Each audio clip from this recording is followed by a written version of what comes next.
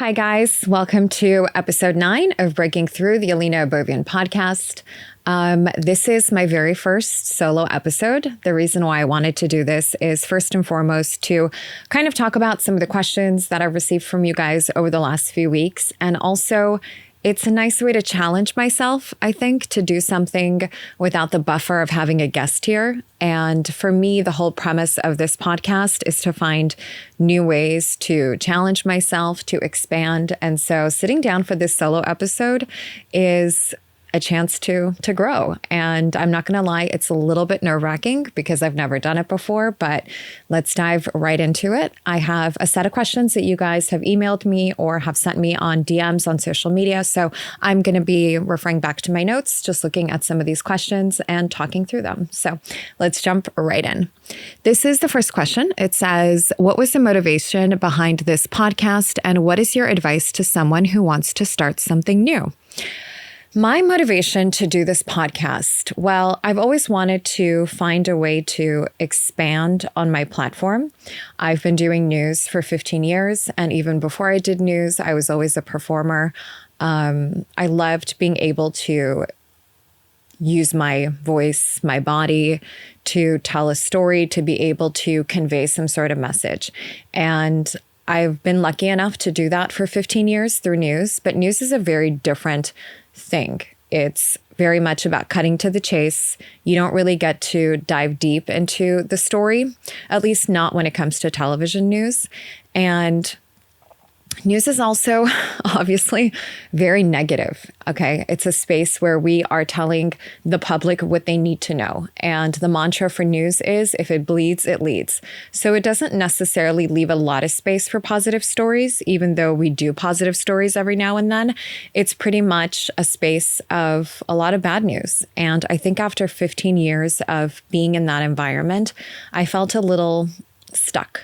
And I wanted to find a way for myself to do something where I can expand on my talent, but at the same time, carve an opportunity to talk about topics that interest me more on a personal level. So for me, when I go home from work, I'm not necessarily watching more news. Even though I like to stay up to date on current events, I don't watch the news because I don't need more of that heaviness in my life. What I like to do is actually read books on psychology, spirituality, wellness, and relationships, all those things that interest me more on a personal level.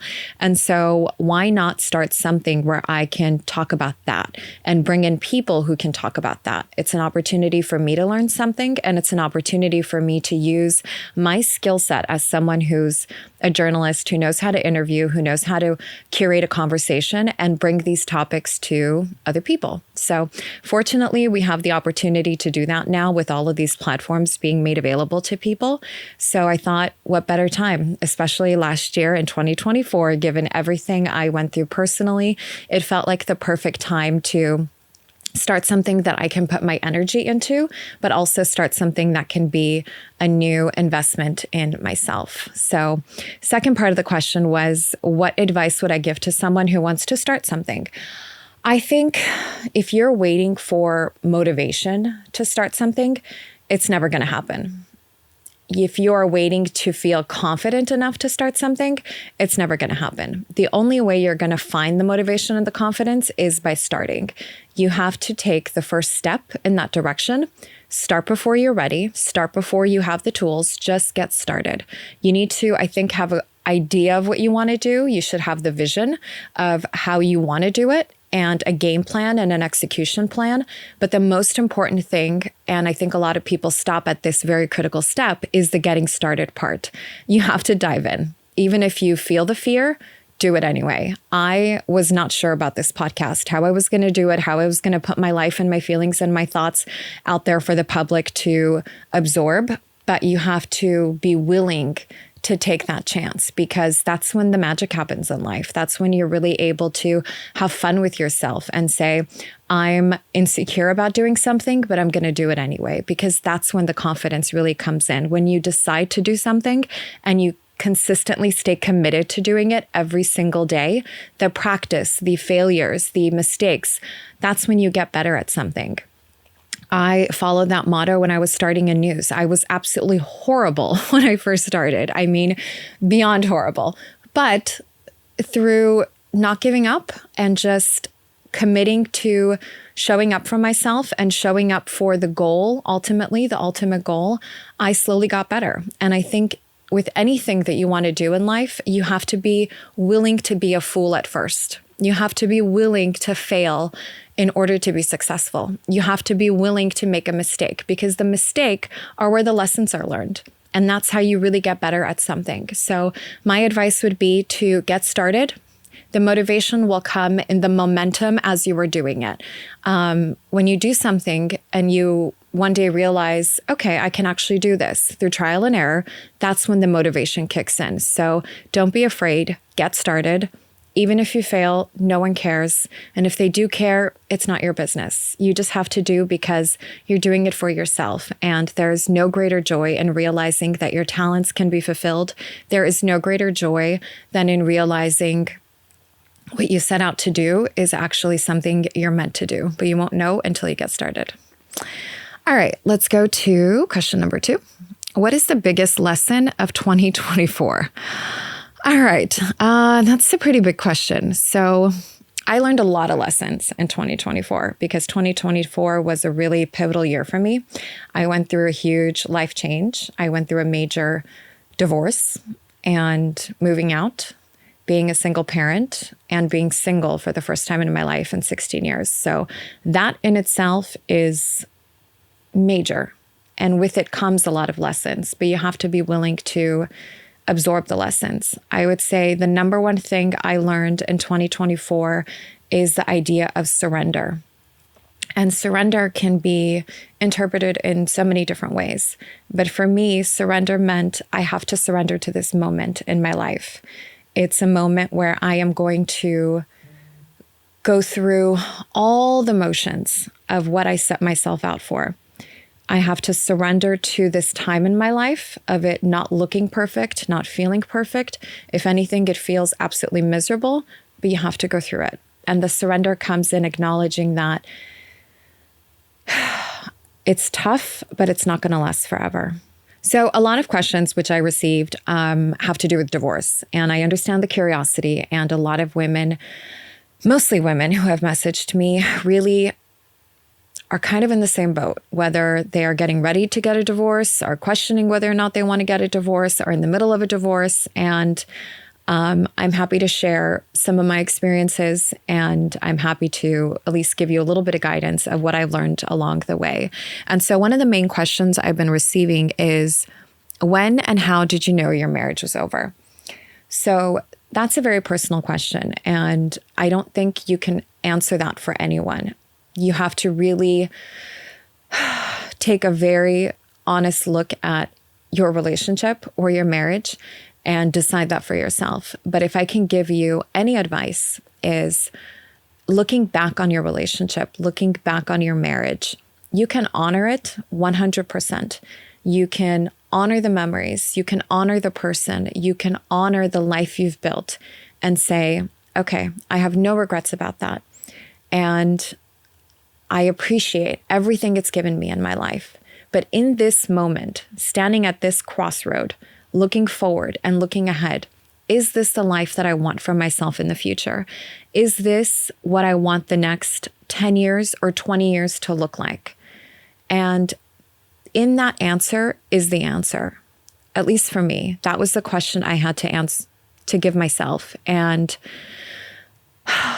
it's a really difficult decision to make. It's not one to take lightly. I certainly think that when you feel that you are at the brink of that, you probably know the answer deep down inside. It's really just coming to terms with everything else in your life, figuring out the logistics. It's, of course, very difficult when you have children. And so it's really hard, guys. I can't tell you when you know, you just know. And then I think you have to figure out how you're going to orchestrate your life or your environment in order to support that decision. Don't take it lightly. Think a lot. Spend a lot of time alone and make sure it's your decision and it's not fueled by society. It's not fueled by your family. It's not fueled by someone else. It really should be your decision and your decision only, because you're the one that's going to have to live with that decision. But once you make the decision, then, there's a whole new life on the other side. But you have to come to that decision on your own. And also keep in mind, it's going to be a very difficult journey ahead. Your new life, your new self doesn't just blossom overnight. You have to first acknowledge that it's going to take a lot of bravery to go out into the unknown. And you have to be committed to that bravery if you want to see it through, because it will test you. Let me tell you, divorce is absolutely the hardest thing I have ever gone through. 2024 nearly broke me in half. It nearly killed me. But if you're committed to being a better version of yourself, if you're committed to this decision that you've made, there is life on the other side. But it takes a lot of determination, a lot of will, and surrender in the decision that you've made, and a willingness to grow from there. So the next question also falls along the lines of divorce. It says, is divorce as hard as it seems? And what advice would you give to someone going through it? Well, yes, it is absolutely as hard as it seems. And it is especially difficult if you have children. However, you have to be willing to go through the lows, and there will be very low lows and very dark days. But the darkness is where the light comes in. And until you properly honor that and acknowledge it, you're never going to get through it.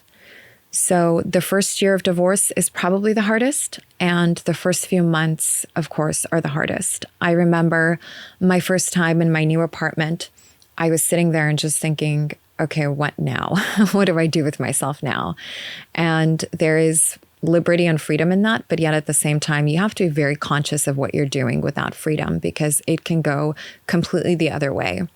In the first few months of your divorce, you will be triggered a lot. It will feel like the world is against you. It's going to feel like every insecurity you have is now magically coming to the surface. You're going to question your decision. You might regret your decision. You might be tempted to find unhealthy ways to cope with your decision. All of that is going to come up, and it's all part of the process. You have to acknowledge the fact that chaos comes with the territory, but it's how you react to it that's going to determine how you grow from this situation. For me, every insecurity I had came up. Financial insecurities, emotional insecurities. I would look at my friends who were still married, and it would just bring up like the biggest triggering feelings. And all of that is going to come up. It's all part of the process. You have to take those moments and really sit with it and ask yourself, what is this moment trying to show me about myself? What are my biggest fears? What are my biggest triggers? And how do I move through it? We're all meant to feel all these things. It's part of the human experience. You're not supposed to get a divorce and magically feel amazing the next day. It's not like that. It's not like it is in the movies. Believe me, you will go through the hardest moments of your life. However, in those hard moments, you'll learn to see the light, as cheesy as that sounds. But you have to first sit with the hard moments and really empty your cup. Because your cup up until this point has been filled with all the drama, all the resentment, all of the fears and everything that you've gone through. And you're still harboring all these emotions. And no amount of therapy or meditation is going to cure you from that until you can take a hard look at your life and a hard look at everything that you are experiencing and acknowledge it and surrender it. And you have to say, I acknowledge that all of these feelings are here. I acknowledge that I was this person in this marriage. I acknowledge that this is the person I was married to. I acknowledge that this is the life I allowed myself to live for however long. And now I'm going to let go of it. And day by day, as you commit to that practice of reflection, you will slowly and surely find lightness again. You will find ways to be happy again. You'll find happiness in little moments, and that's when the confidence also kicks in, because you'll now realize it didn't kill me. It made me stronger. It didn't ruin me, but in fact, it created a vessel for something new to come in. The saying of your new life is going to cost you your old one is absolutely true. And as you shed the layers of who you were, you will now make space for the new energy to come in, for the new version of you to come in. I didn't know who I wanted to be when I first got a divorce. I was just kind of lost, but I allowed myself to sit in that stillness, and slowly but surely a version of myself, a new version of myself started to appear. And I started to like that person because she's someone who now could handle everything I thought she would never be able to handle. So your strength isn't something that you acquire. It's something that you have to work towards. It's something you have to put yourself through in order to gain. All right, next question. You talk a lot about meditation. How has it helped you? Okay, so meditation, similar to prayer, is essentially a tool that we use in order to feel closer to God, to the universe, to our consciousness, to ourselves, essentially. And I think when you can carve out that time for yourself, you are giving yourself the space and the environment to cultivate that clear connection. And for me, meditation is in the morning. I've been doing it now for a year and a half, and it's not easy in the beginning, but if you can commit to the practice, it gets easier and easier. And then one day it just clicks like, okay, this is why I'm doing it, because now I understand what it means to have this connection, to have this deeper understanding of my own intuition. So I usually light a candle. I meditate in the morning before the sun comes up. I know that's not for everyone, but it is for me because I just love that space and I love that environment. And that's how I like to welcome the day. So I turn on some meditation music or some classical piano, and I allow my mind to just be still. You sit in stillness, whether you can do it for 10 minutes or for an hour. Yes, I will meditate sometimes for an hour, but usually it's around 20 minutes or so. And people often say, well, my mind kind of always wanders and I have to bring it back. Yes, that's the practice. Your mind does wander and you have to bring it back. But I think that's a time when you can have those conversations with God. You can have those conversations with the universe. Ask questions like, show me the way. Show me what you would have me do in this situation. Show me who you would have me be. Show me who I need to get close to in this situation. Whatever your question is, it doesn't matter. That's a personal preference, but you need to cultivate a time where you can create this connection. And little by little, you understand that meditation gives you patience. Meditation gives you the power to pause a moment. So the goal here is to be less reactive to things in life. The goal is to create time where you can say, I don't need to respond to this immediately. I don't need to react to this the way that I once did. And believe me, I was very reactive when I was younger. I think we all were. But now through this practice, I've learned that I can pause and I can really sit with certain decisions.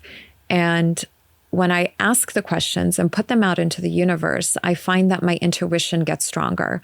And those answers just come to me in various forms, whether it's through someone telling me something that triggers that idea, or I read it in a quote somewhere. It doesn't matter.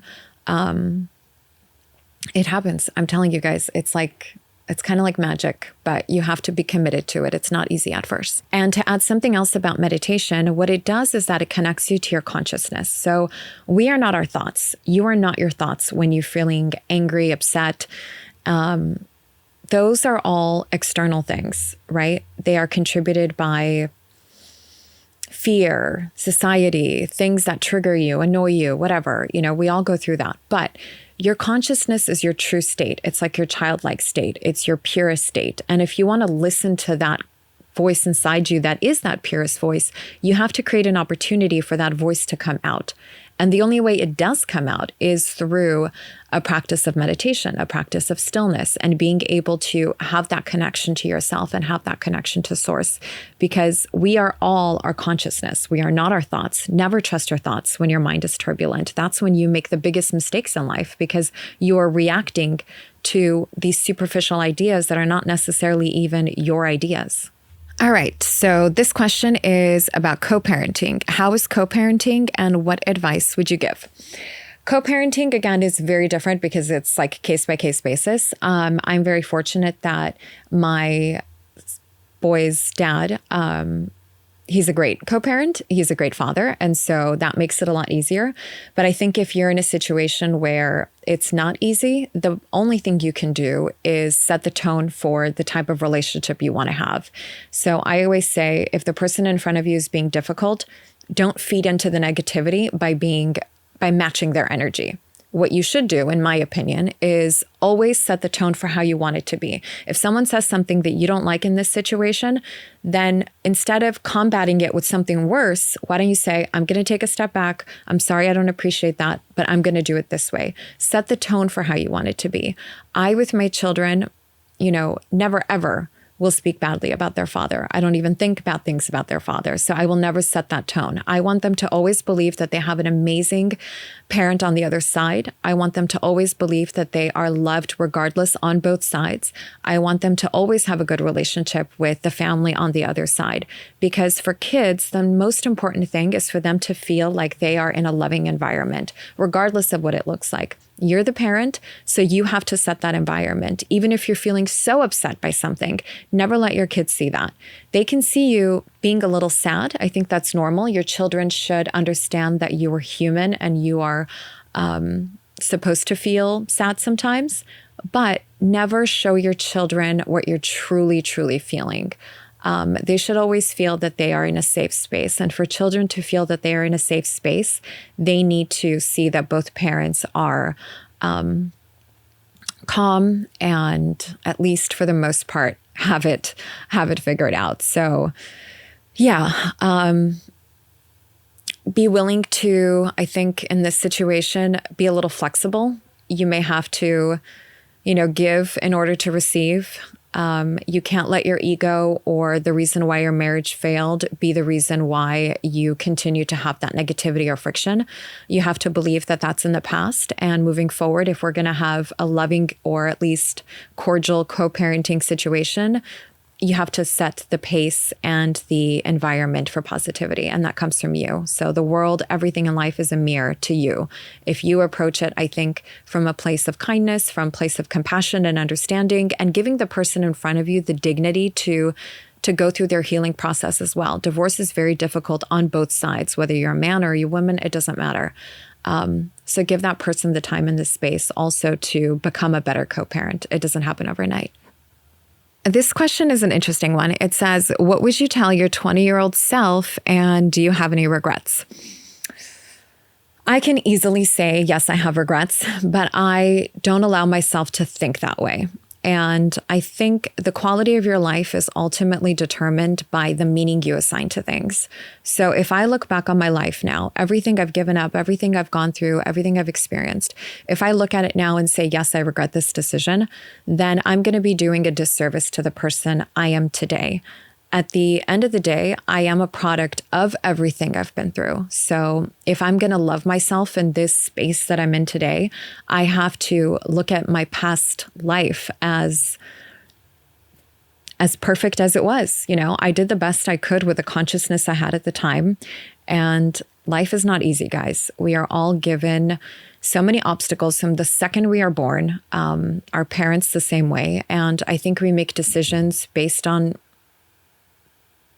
what's in front of us, The immigrant experience contributes to a lot. I think insecurities contribute to a lot. Financial circumstances contribute to a lot. And we all really, I believe, genuinely do the best we can. And I certainly made decisions because of my environment, because of how my family situation shaped me. And I can't regret that, because I do genuinely believe, and I choose to believe, right, that every plot twist, every redirection was all part of this whole plan to bring me to this point today. So I choose to give it love. I choose to give it grace, because if you live in the past and if you live with regret, you are always going to live in the past, and that's not going to serve you. Our life, our reality, it's all a product of how we think and what we choose to think. Your thoughts are a choice. You don't have to think that way. So I choose to think of everything I've done in life as an experience. It was there to teach me something. It was there to realign me. It was there to bring me here. And the only thing you can really do is to look for the lessons, right? To look for the lessons and try to be a better person because of it. If you are going to be ultra harsh on yourself, that's not going to serve anyone. You're just going to weigh yourself down with all of the guilt and all of the frustration and all of the regrets. If I were to tell my 20-year-old self anything, which is something I tell myself now, 18 years later, is just to go live your life. Go live your life and proudly be whoever you want to be. I was a total hippie girl growing up, and I, for some reason, thought that was a bad thing when I was young. But hippie in my eyes is someone who's a free spirit, someone who is driven by their empathy and by their curiosity. So why not lean into that and explore the world from a curious place, but also a cautious place? However, we are not built that way when we're 20 years old. We are covered in insecurity. We are covered in doubt. And maybe that's just part of the process when you're that young. I certainly wasn't born with that type of confidence to go out into the world and do everything that I set out to do. I definitely was driven a lot by fear. So I can't look back now and regret those decisions. I have to look back with a lot of love and forgiveness and grace and say she did the best she could with what she knew at the time. And maybe one day my 60-year-old self will look back on me now and say, she's doing the best she can with what she knows. So give yourselves grace, guys, and just stay committed to moving forward. Okay, so these are a little personal, but we'll talk about it a little bit. It says here, are you dating? How soon after divorce do you think it's appropriate to date? And do you want to get remarried? I am not dating. I am single, and it is by choice. How soon should you date after a divorce? I think that's up to you. However, if you want my advice, I would say wait, because you are so broken after divorce. You are so vulnerable, so raw, and you're probably the worst version of yourself. So if you go out into the world as this broken person, you're only going to attract other broken people. And unfortunately, you're going to ignore red flags. You're going to attract a rebound situation. You're going to choose someone who is essentially meeting you at your lowest.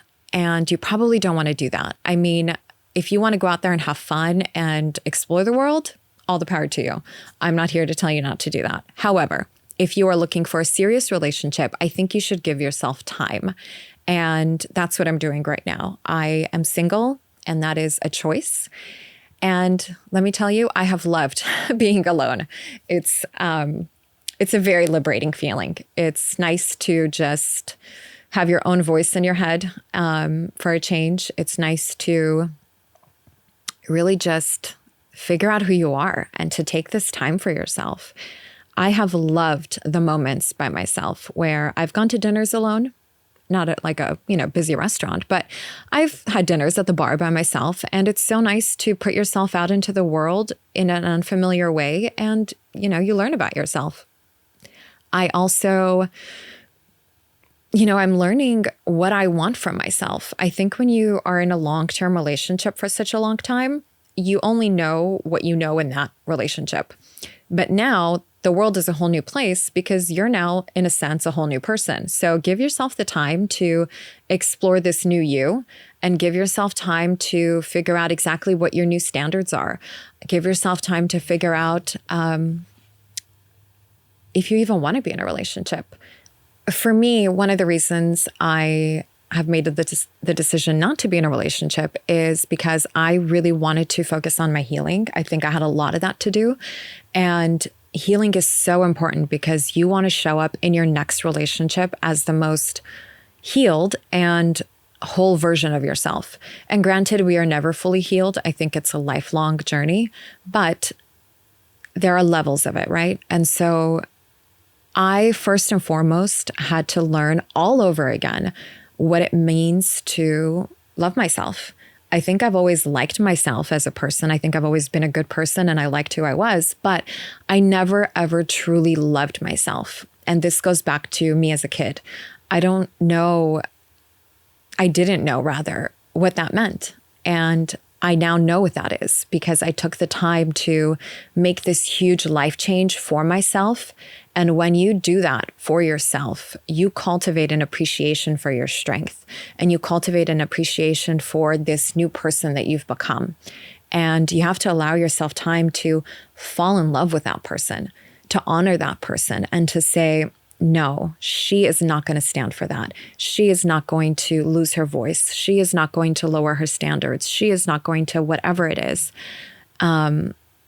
But you need to give yourself the time to become that person so that you can demand better for yourself, so that you can want better for yourself. And honestly, approaching relationships now from a sense of wholeness and oneness is a game changer because I now know I don't need anyone. That love that I was searching for as a child or as an adolescent or someone in my 20s, I don't search for that anymore because I found it within myself. And that's a very big thing to come to, that I really wish this for everyone. You have to know what it's like to be alone in order to properly show up in a new relationship. And you also have to take inventory of everything you did that was not conducive to your past relationship and your previous marriage. What did you do wrong? What did you do that contributed to the downfall? And work through those things, because the last thing you want to do is bring those habits and that, the way of thinking to the new relationship. Because otherwise you're just going to attract the same person and the same situation, the same dynamic all over again. Do I want to get remarried? I don't really care if I get remarried. I think right now the most important thing for me is my autonomy and creating a space where I can be completely self-sufficient. Because my number one job right now is being the best version of myself, not only for myself, but also for my boys. I don't have the luxury to mess around, essentially. I have to be an example to them. And that's my biggest priority. And I receive so much fulfillment from that on a daily basis that I don't really care if I get remarried. I would like to, of course, because I think love is a beautiful thing and partnership is a beautiful thing, but I'm not searching for it.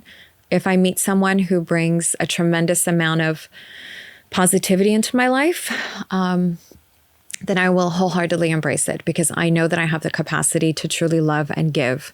However, it has to be the right situation and the right person.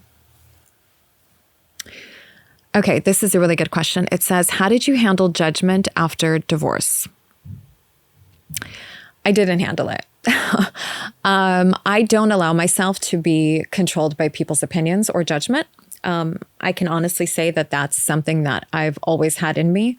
I always kind of walk to the beat of my own drum. And I think that's why I've chosen, a profession that's a little different than what most people do.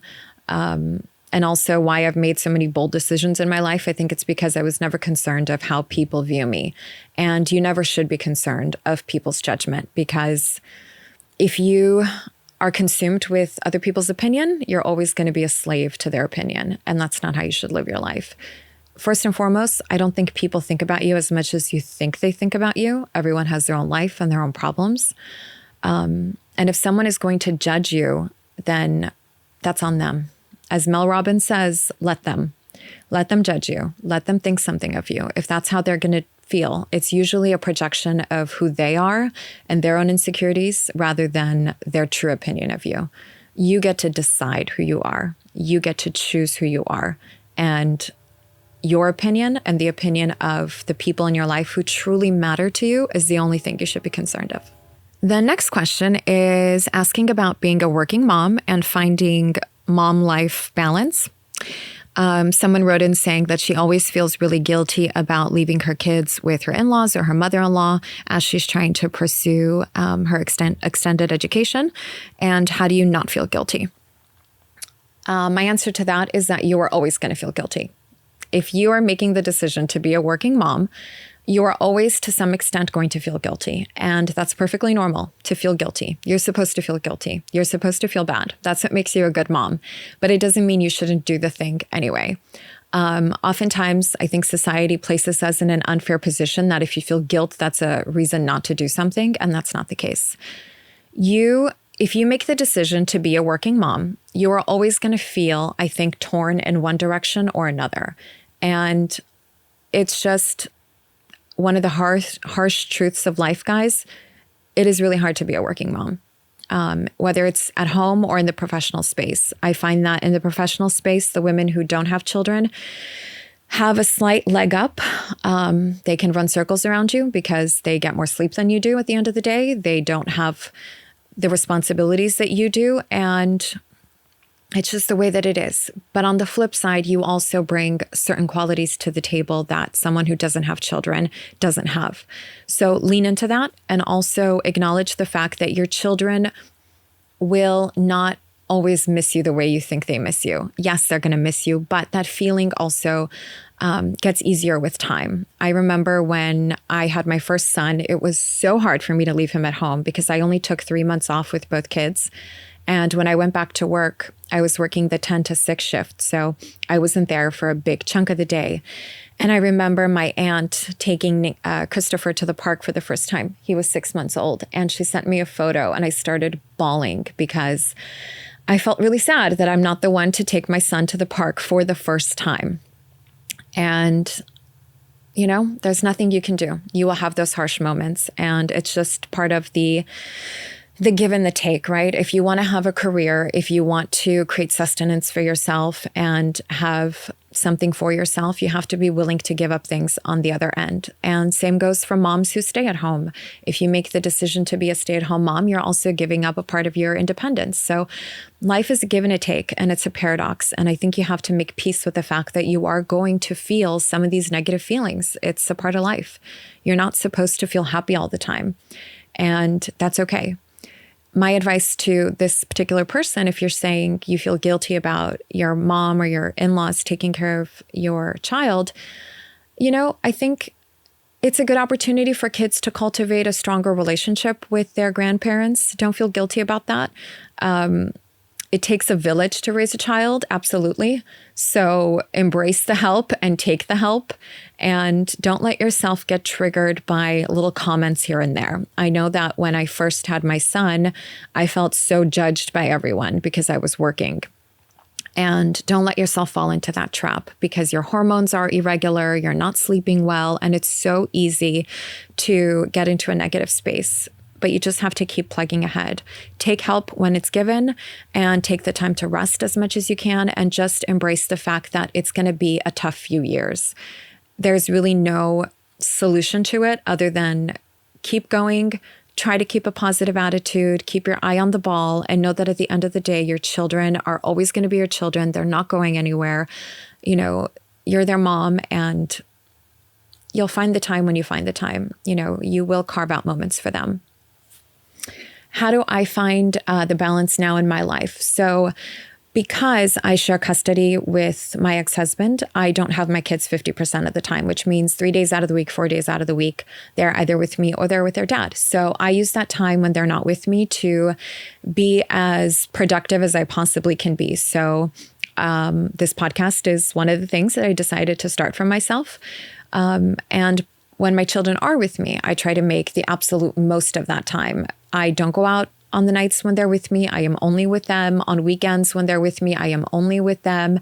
And you become more mindful and more thoughtful as a parent of how to create environments where you're really enjoying your children, being really present with them. That's the only way you're going to get through missing them when they're not with you. And believe me, I do miss my kids like crazy when they're not with me. But again, missing your kids is not a bad thing. It's a human emotion. You're supposed to feel it.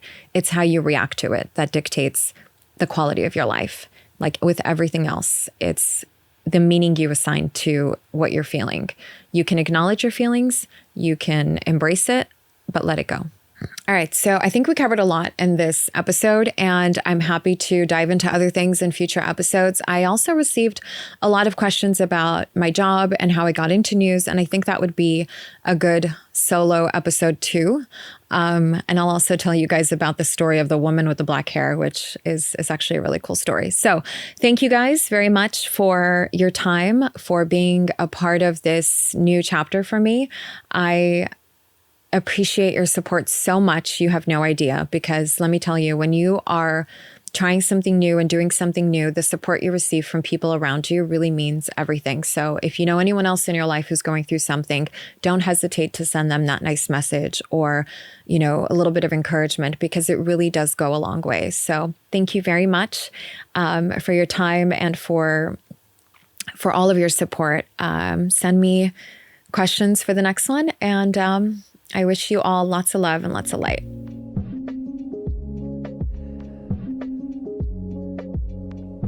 Thank you so much for tuning in to Breaking Through with Ellina Abovian.